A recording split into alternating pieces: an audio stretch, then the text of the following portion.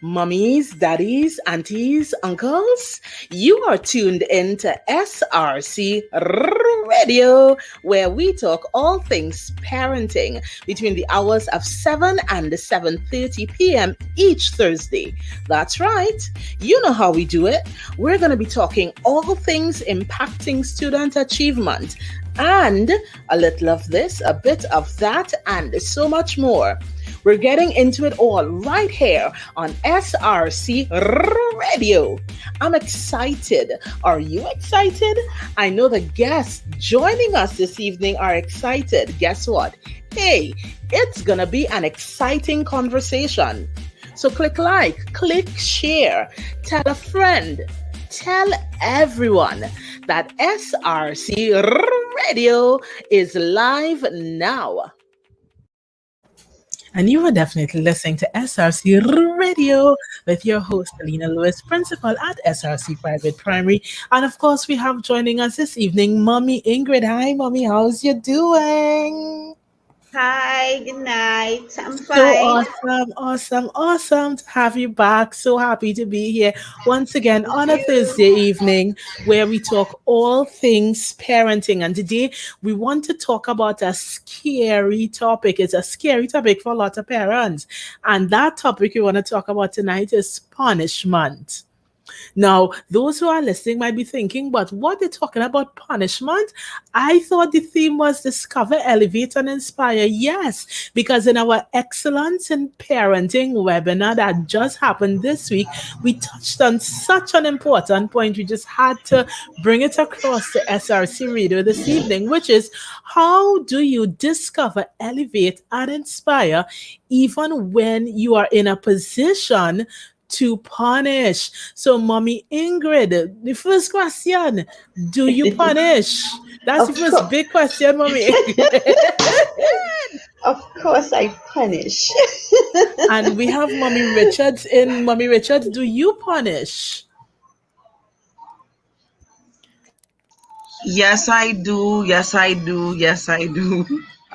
So we're going into these murky waters here this evening. Now, I want to put it out there for everyone. When we talk about punishment and we're talking about that experience where parents are able to help their children to discover, to elevate, and inspire, it means we're moving along the lines of positive punishment. And for those of you who probably haven't heard of it, positive punishment is a form of behavior adjustment where positive doesn't mean something pleasant, but really and truly positive punishment is where we add something to the mix that will result in an unpleasant consequence.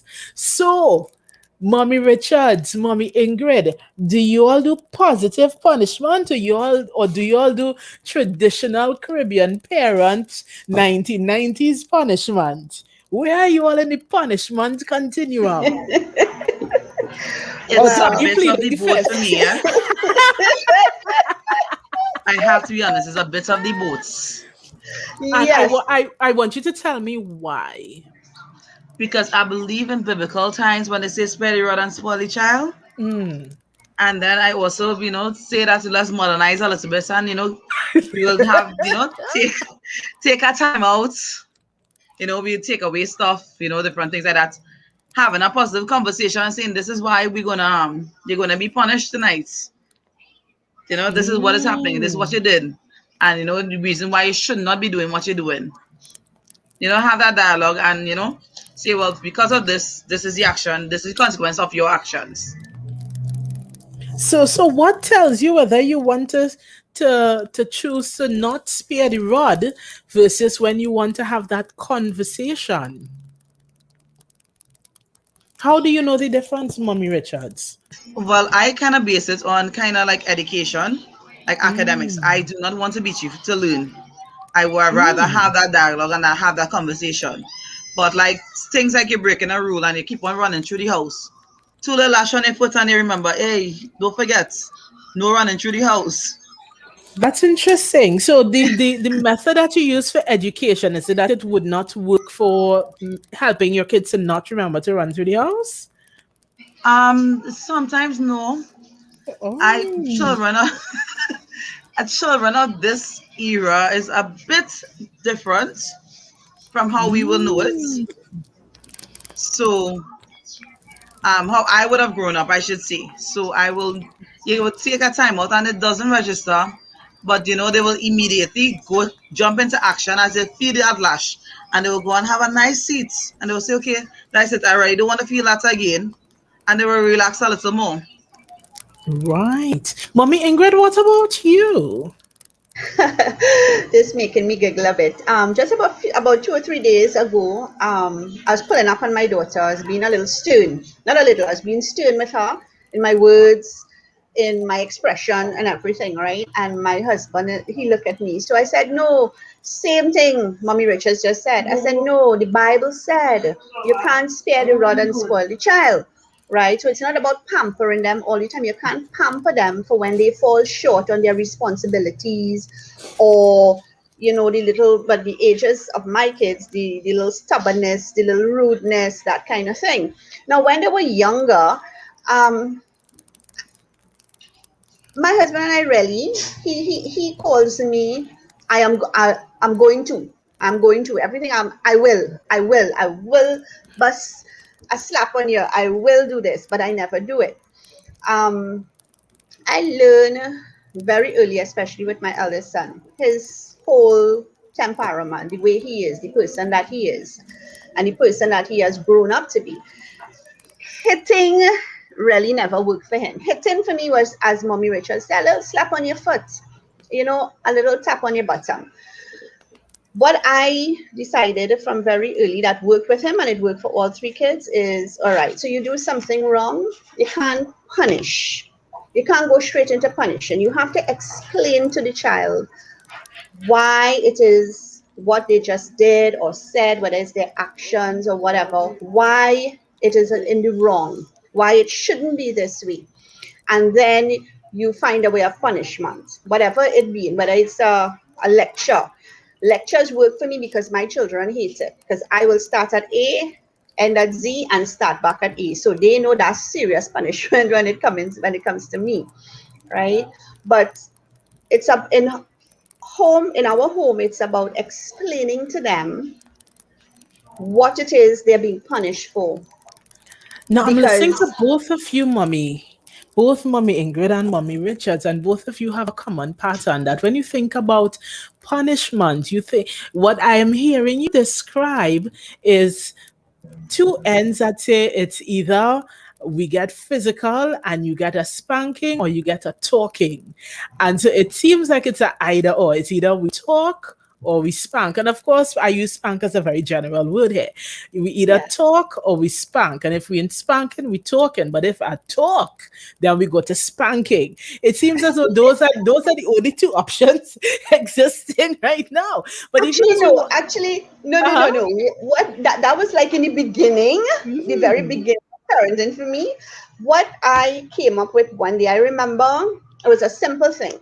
Everybody had a chore to do, right? We had one, it was rotating between my older son and my daughter. So you all have to pass a broom. One pass the broom in the in the living room area, one tidy up the kitchen. So I go about my business, nobody does anything. So of course you will come and you'll get angry and you will demand it and that kind of thing, right? So and then they use the word. I remember my daughter saying, "But this is not fair. I didn't put the dishes here, and I didn't do this, and I didn't do that." So I put them to sit down and I say, "You know what? I rip up some pieces of paper and I gave each one of them, because Jishon was yet a baby, so he was out of that. I gave my daughter 10 pieces of paper. I give my son 10 pieces of paper. I said, here's what. I want to be fair and I want you all to understand responsibilities as well, which would mean being respectful, being disciplined, that kind of thing. So each one of you all write for me 10 punishments that you find justified for any action that you may take. Each one of you all will put it in a jar. So that when, no matter what they do, right, that they need to be punished for, they will now dip in the jar, and whatever they choose as their punishment, so be it, because this is your This is what you decide is justified punishment for you. So this, it worked for quite a while, quite a long while it worked for, until we got into the later stage where, we had to try something a little bit different, which is a lot of talking. Interesting. But I do want to, and I want to encourage us to consider almost like two alternatives, because when we think about punishment, we're thinking about the actions that we're taking because we want to discourage certain behaviors. And of course, we could go from the talking to the spanking to pick your own punishment, and we're gonna dish it out to you. But I want to introduce reinforcement.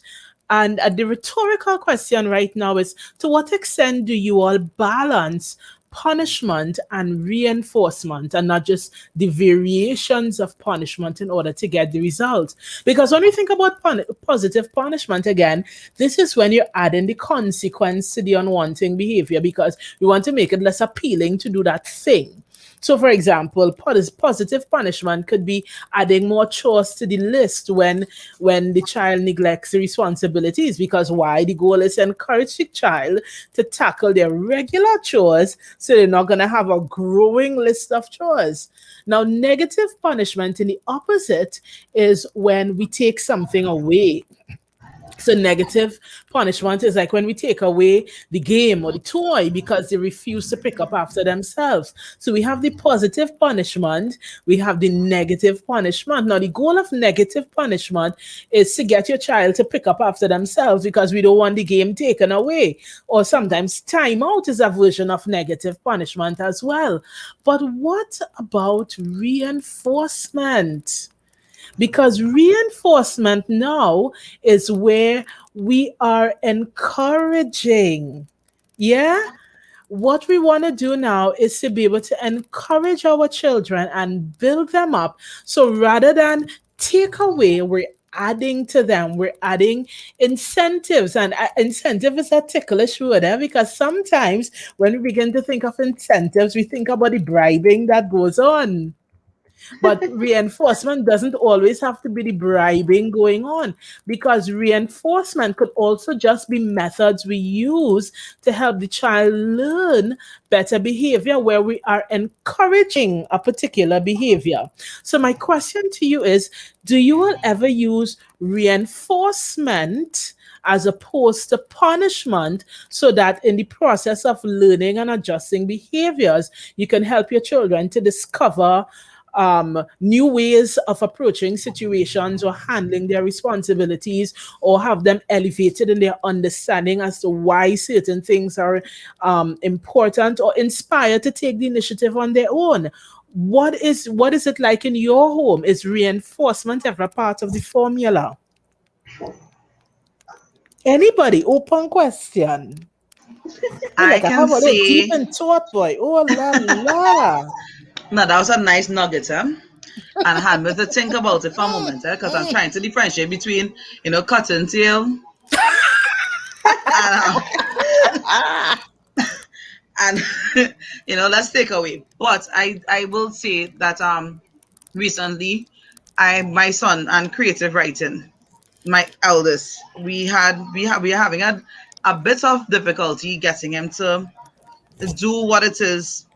Well, what is really necessary. He will write something and he will put no effort into it. You put no thought into it. You just give me something to do. All right. So I give you a paragraph. That's all well and good. And he moves on. So I was like, but we can do better. So now it is in a way for him to get punished. I said, well, I'm not helping you unless it says you are willing to be helped and you're willing to go the extra mile to get something done. So we decided that, we're going to research. So whatever topic you have, you're going to research. You're going to get a model essay. You're going to understand where they're coming from, what is the angles we could use, and then you're going to build on those things, and then you're going to try to structure and make an essay of your own.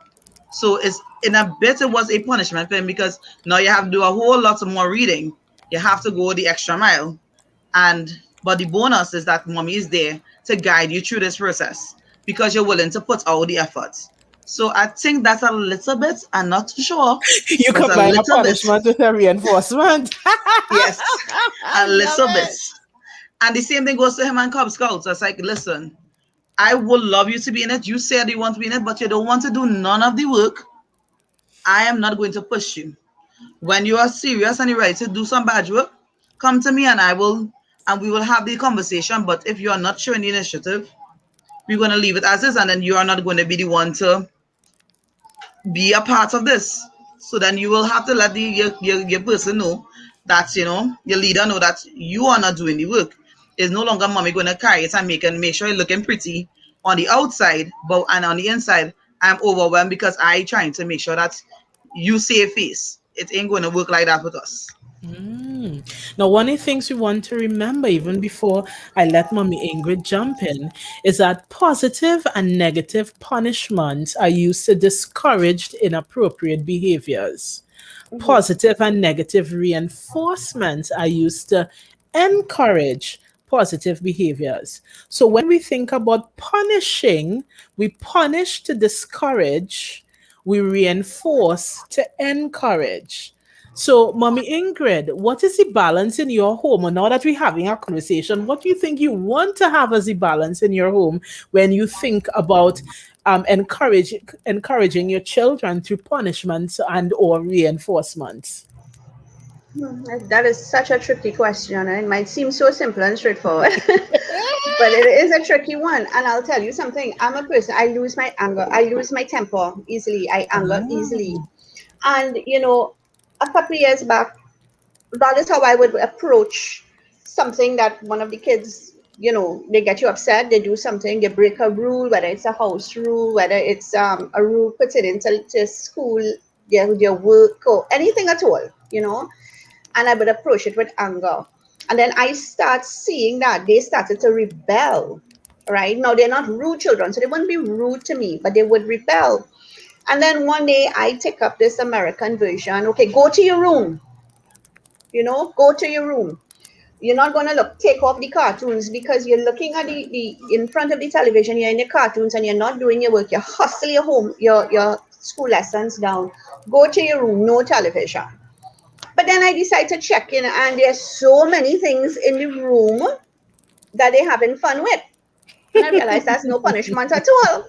So I decided one day to myself, I was reading a book, a parenting book, and they said sometimes, when we approach in punishment, or even a simple thing as timeout, you have to stop and take a look and a listen at yourself. And sometimes, as I say, I anger quickly, so I would just walk outside and just sit outside and take a breather. And they would notice, like when they know, kids know when they do things wrong, so they're expecting the reaction they're accustomed to. And my daughter come and she said, Mommy, I notice you keep going outside, and you're sitting by yourself, everything okay? I say, yes, I'm just taking a breather for myself, containing myself. So what I would do is say, okay, you know what, you did the same thing over and over, go into the explanation as to what you're doing wrong.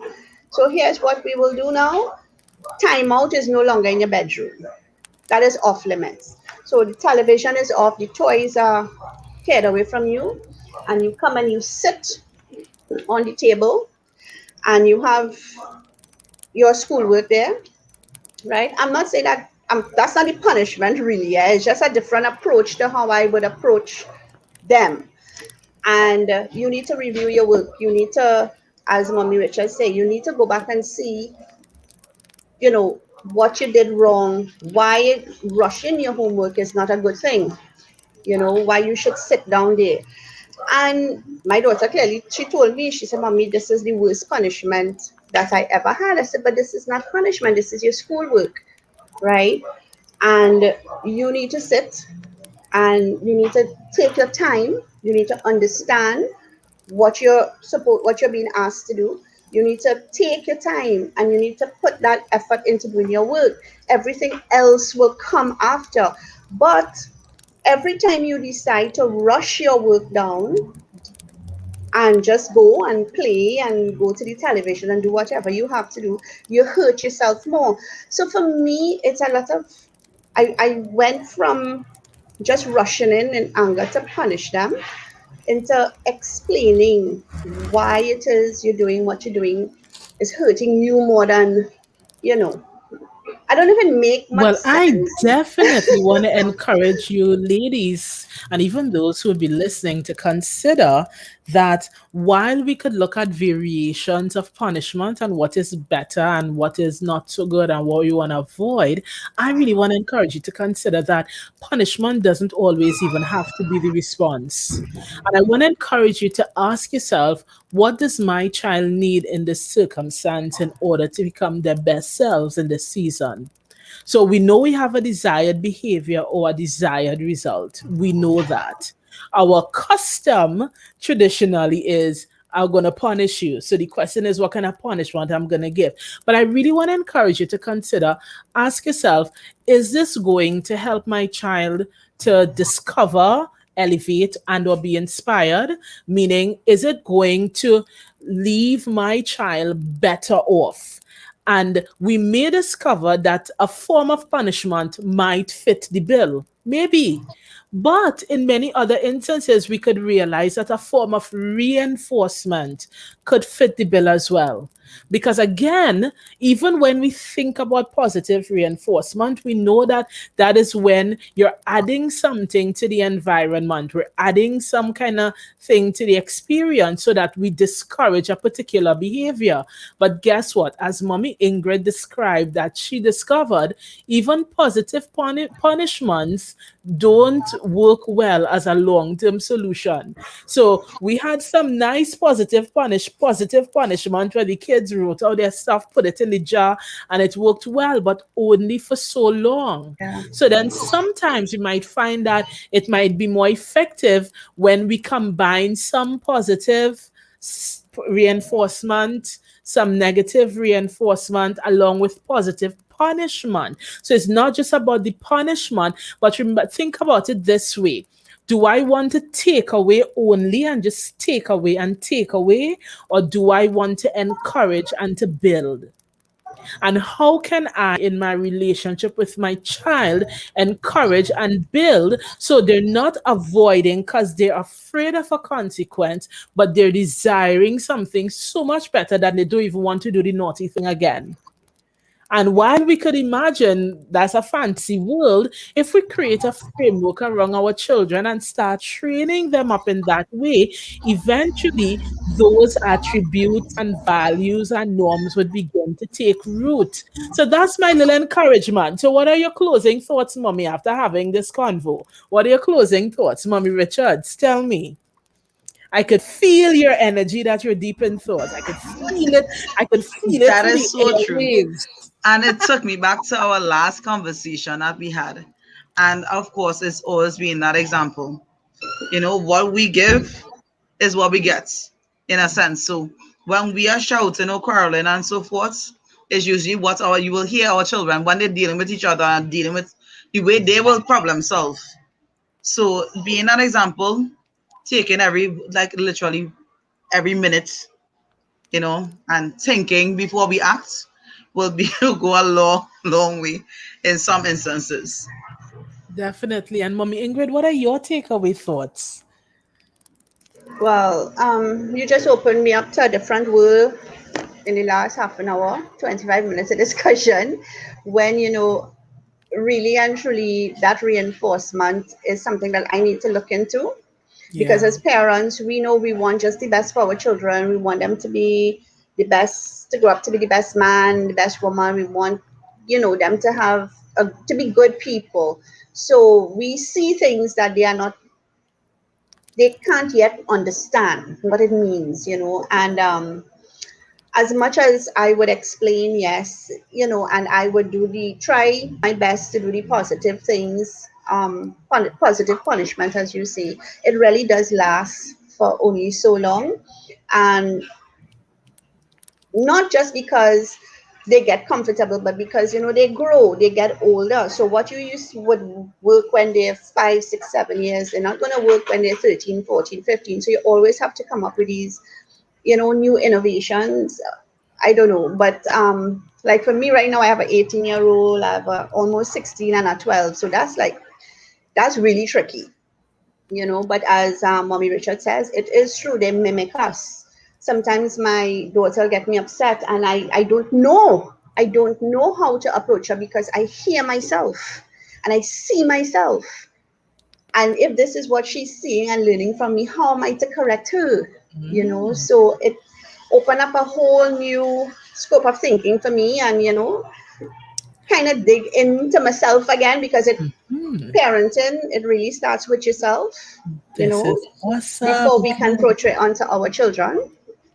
Definitely. So even piggybacking off of Mommy Richard's script here of spare the rod and spoil the child, I'm gonna put right next to that, train up a child in the way that he should go, so when they're older they won't depart from it. So even while Mommy Richard's pulling some scriptures, we get one to encourage some reinforcement. You think about it this way, even your Bible, Mommy Richard, it tells you about the punishment, but it also tells you about the reinforcement. So this has been a great conversation. Thank you, ladies, so much for joining me for yet another edition of the SRC Radio. And until next week, we're going to stay in touch. Have a good one, ladies.